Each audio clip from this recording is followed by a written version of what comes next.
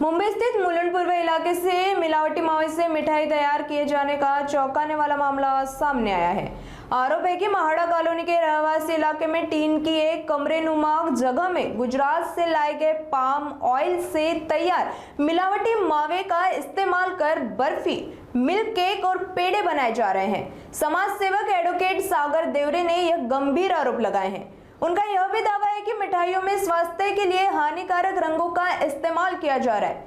कुछ दिन पहले एफडीए ने यहां कार्रवाई की थी, लेकिन इसके बावजूद दोबारा उत्पादन शुरू होने पर सवाल उठ रहे हैं। रक्षाबंधन और गणेशोत्सव के मद्देनजर मिठाइयों की बढ़ती मांग को देखते हुए संबंधित विभाग से तत्काल कार्रवाई की मांग की गई है।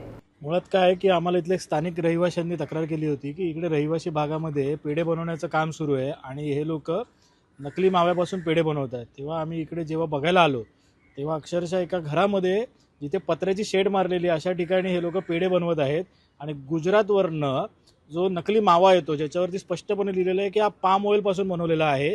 या पाम ऑइलपासून हे लोक जो काही पदार्थ बनवत आहेत त्याला हे लोक मिल्क केकच्या नावाने विकतात। म्हणजे ऑलरेडी गुजरातवरनं गुजरातवरनं हा मावा येतो, नकली मावा, ज्याच्यावरती पाम ऑइल असं स्पष्टपणे लिहिलेलं आहे।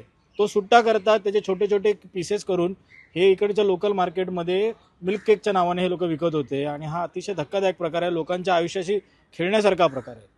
आत्ताच आम्हाला जेव्हा मी अधिकाऱ्यांशी त्या बोललो तेव्हा त्यांनी 15 दिवसापूर्वी कारवाई केल्याचं सांगितलं आहे, परंतु कारवाई केल्यानंतर सुद्धा सरसपणे जर हे सगळं सुरू असेल तर या कारवाईला काय अर्थ आहे। आणि तुम्ही जर इकडे बघितलं असाल तर इकडे कलरचा सुद्धा वापर करण्यात येत आहे, हायजीनही कुठली पाळण्यात येत नाही आहे। आणि हा जो काही सगळा प्रकार आहे, जवळजवळ आता उद्या रक्षाबंधन आलेलं आहे आणि 1000 किलो माल इकडे तयार आहे। मग एफडीएने नक्की काय कारवाई केली आणि हा जो काही इकडे पाम ऑइल त्याच्याबरोबर अनेक केमिकल्सने युक्त असा जो काय मावा होता, नकली मावा जो गुजरातवरून आलेला आहे, त्याचा वापर करून हे लोक त्याच्यापासून सुट्टे मावा केक बनवून विकत आहेत।